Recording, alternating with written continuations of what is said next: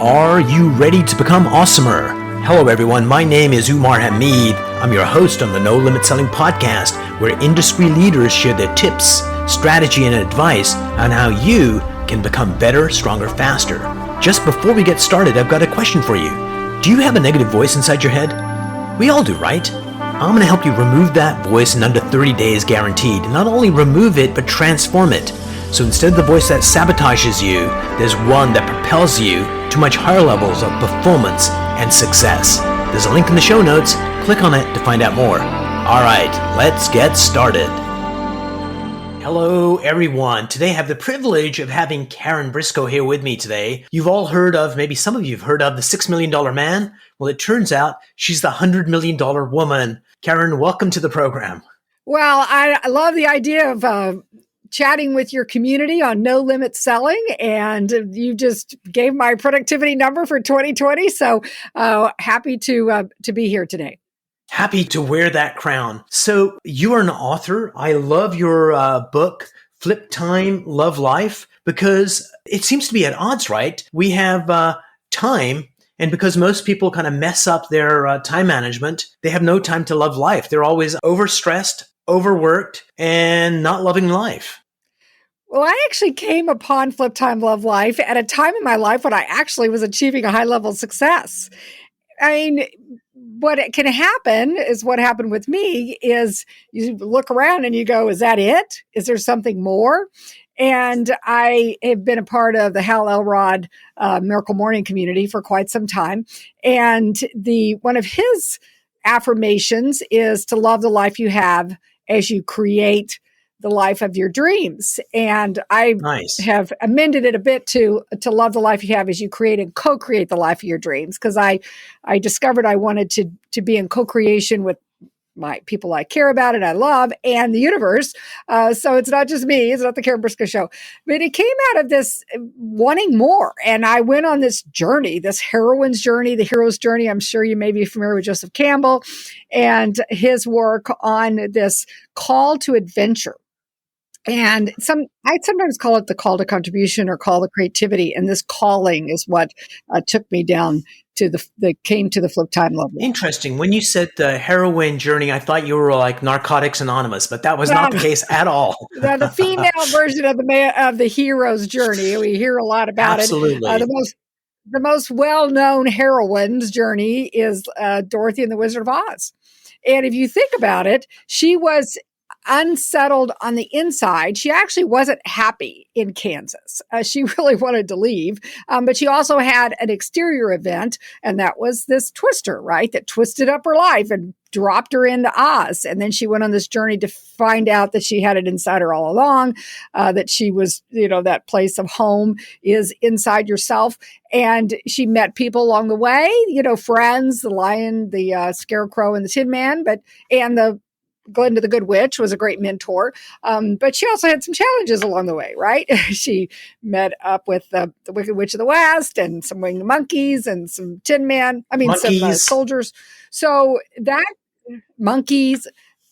journey is what I was on. I was unsettled. I knew there was something more that I was called more to do beyond productivity, which I was doing in spades.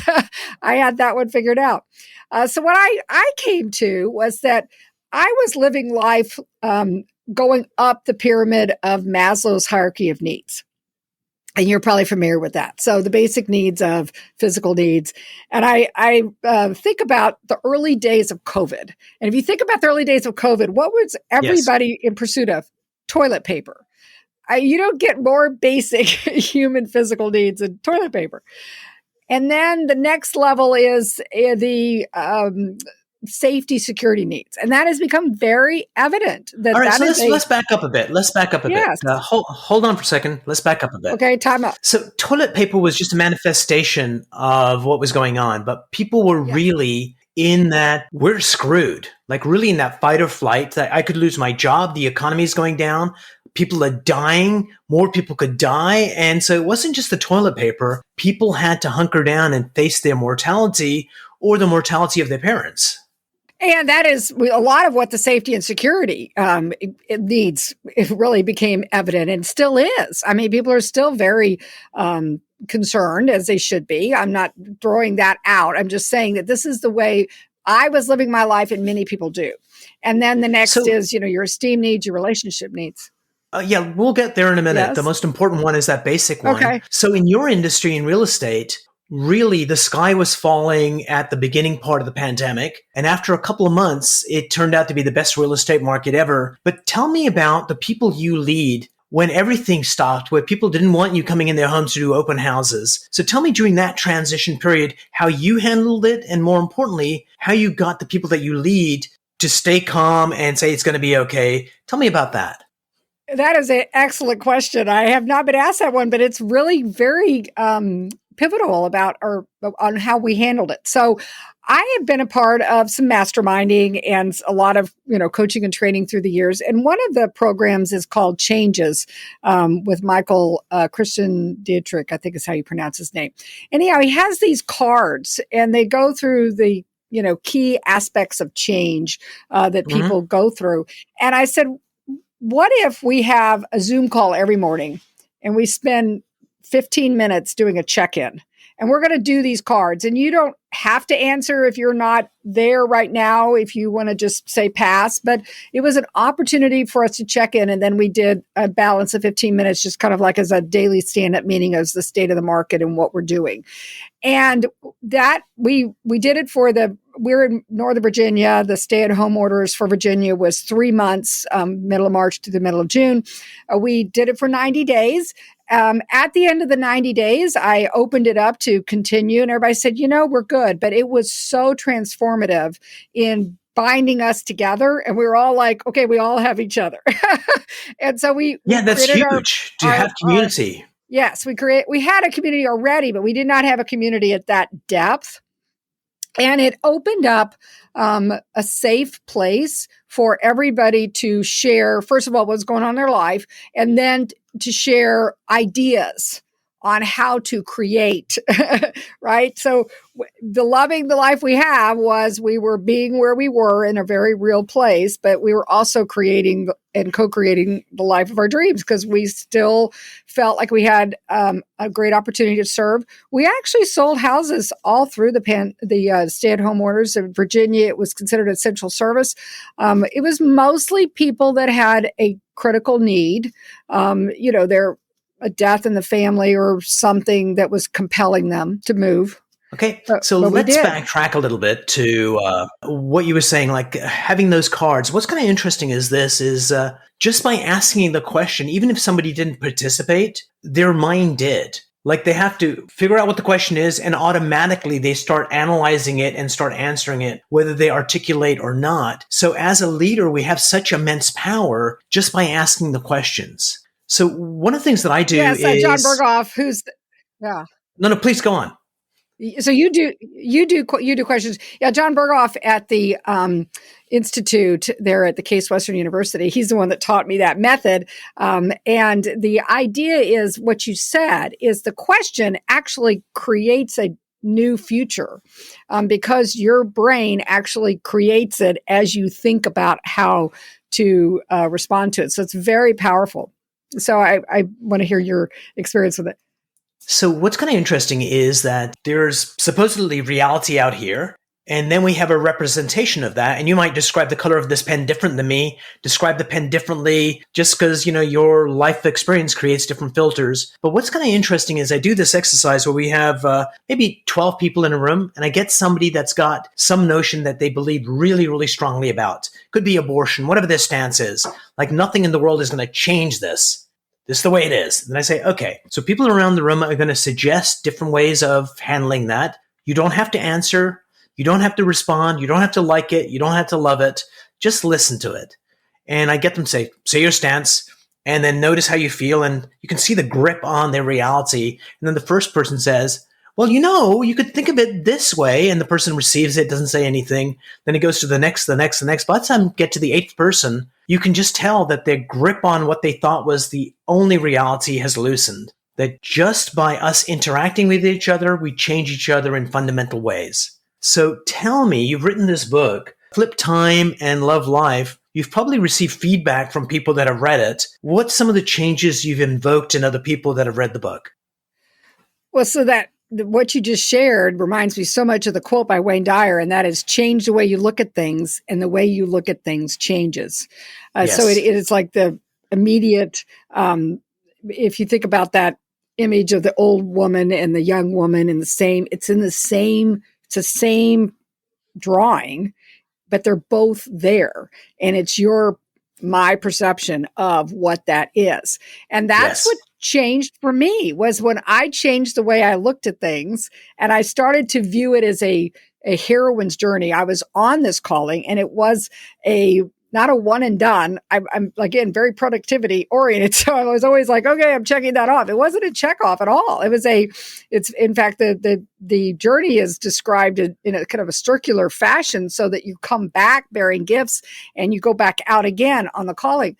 What I found is that a number of things. It is written in a woman's voice. Many of the hero stories are written in male, so many women respond, "I Yes. see myself in the story," because it's more of a woman's story than it is a male story. Although I've had men read it and go, "Wow, I see so many applications," or I understand my wife or my significant other better or something. But it leaves open the possibility that that this journey that we're on, we have our own unique calling and how we set about on it and the people we meet along the way. But the challenges we meet along the way too can turn into opportunities, which is much of the story. Yeah. One of the things you said was, it's written in a woman's voice and women can relate to it. I was listening to this TV producer of some fame, I forget who, but a ton of shows out there. If we have a popular show that doesn't have enough African Americans watching it, next season we'll bring on an African American actor on the show and those numbers will increase. Or if we want Asian American, we'll bring Asian American. It was like, oh my God, we have this need to see ourselves in the story. If that's not there, we may like it, but if we see ourselves in it, we love it. And isn't that interesting how human beings have not changed in a very, very long time? Well, and that's the power of story, because I could have written it as a business book, and I've written several business books. But the idea is when it's a story, then you can look at it as the allegory, the parable that it is, rather Yes. the myth is what a lot of stories are, myths. And then it also has many opportunities for facets to it, right? So like you may see something different at a different place that you are on the journey that you do the first time you read it. And that's why much of that literature is read over and over again, right? So absolutely. And what's kind of interesting oh, please go on. Well, no, I was just we kind of got to the safety security and how that is such a key human need. And when you were saying, well, what did I do with my team? I helped them meet that need by building community, right? Because trying to pretend like nothing was going on was not going to be of value to anyone. And once they felt that need being met, then they were open to the possibilities of what we could create. And we did create some new ways of doing things. Some ways we continue to do today. Some we're like, no, that was just for the season of that time. But we became much more resourceful because we were whole in ourselves because that safety was being met. Brilliant. Because I think that's the job as a leader, is to lend your confidence to the people you lead. And by getting them to not focus on what the problem is, but kind of pull back a bit and see the opportunity. I was talking to Craig Northrup, who is like one of the greats in real estate. And he was saying this is the second best market he's ever seen in his career. Happened in 2020 and is still happening now. That there is opportunity out there. You just have to be able to see it.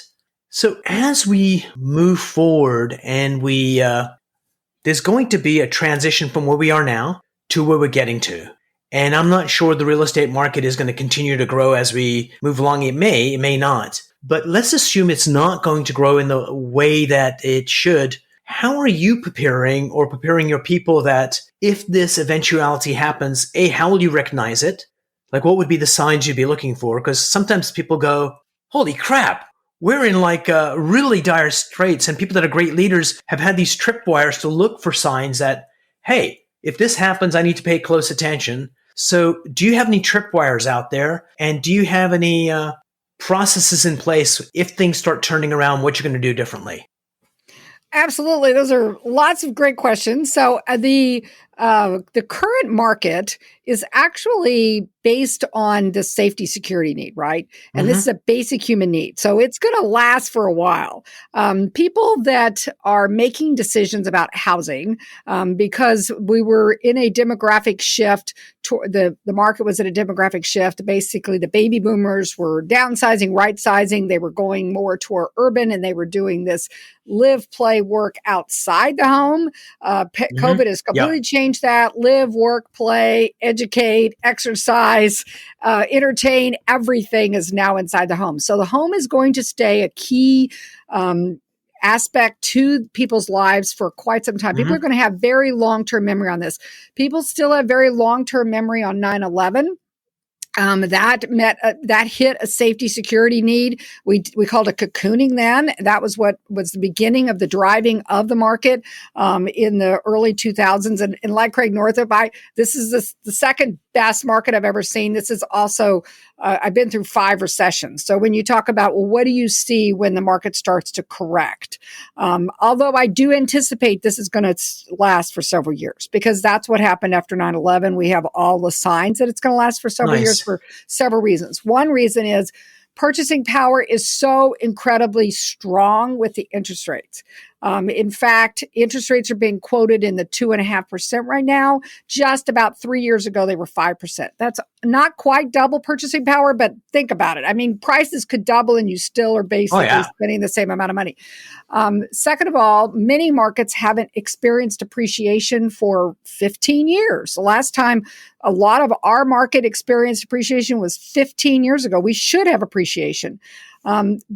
The other thing that's happening is a major demographic of the millennials. So the millennials are the largest generation ever. The baby boomers were the largest generation and they populated the millennials.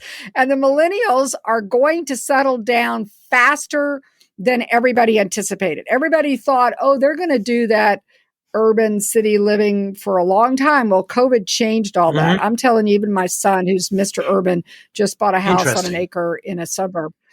So that is huge, because we anticipated that household formation, and the millennials are forming households in droves. They're like, well, if I got a big, home, I want to be at home with the person I love, and I want to get my dog, and I want to go ahead and nest. And they're nesting in droves. So this is going to last, because the millennials are a big, big generation. So it's going to be, to me, a lot like what happened when the baby boomers were populating, when they were having children, when they were Interesting. populating. And I think the millennials will have children, because, again, they're like, if I'm going to stay at home, I'm going to go do some fun things. And so I anticipate that it's going to last for a while. Now, what is going to shift it? And the same thing that shifts all markets: supply and demand. Supply and demand is like gravity. So currently, supply is at an all-time historic low. There's the main reason for Short that supply. is but the main reason is the market lost 3 months last spring. So 3 months is of the spring market, March, April, May, and into half of June.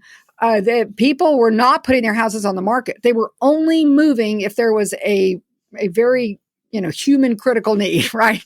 And so to Right. get those people to move required something pretty dramatic in their life. So we need, first of all, to catch up from that lost inventory. And then we need more people to move. Well, the other end of the spectrum on the demographics is the seniors. And I've talked to a number of seniors, and they're just not going to go to assisted living. I mean, at this point, they would probably in their life cycle be going to some sort of group housing. Now, they may end up, we're seeing a lot of people moving in with family, which is meaning a bigger house or some sort of accommodations. But they're not moving at the levels that they normally do. And so that's slowing down inventory, people putting their houses on the market that would have been putting their houses on the market. So when you start to see it, so first of all, you want a balanced market, obviously, which would be a 6-month supply of whatever type of product Mm-hmm. and location and pricing. And then when you start to see that there's more supply and demand, and it consistently more supply and demand, then that's when it's going to start to shift. And that's what I look for. I track it. I track it monthly. I'm always looking at the market and seeing which way it's going. And that's future casting, and anybody can do it. And it's very powerful to see and then advise the people that I work with. Brilliant, Karen. Thank you so much for being on the show. I really enjoyed our conversation. And I see you have Rosie the Riveter behind you on the wall. I do. Which is, what's amazing is all the newer generations will not know who that is. And World War II. and the same thing's going to happen to them. Stuff that they know 3 generations later, it'll be like, Tyler, who? But Karen, thank you so much for being on the show. We're going to put all your connections to your website, your books, your social media on the show notes. Any last piece of advice you want to leave people in February 2021?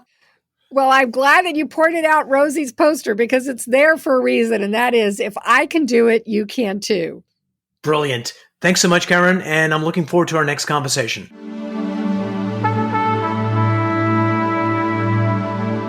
If you enjoyed this episode, please go to iTunes and leave a 5-star rating. And if you're looking for more tools, go to my website at nolimitselling.com.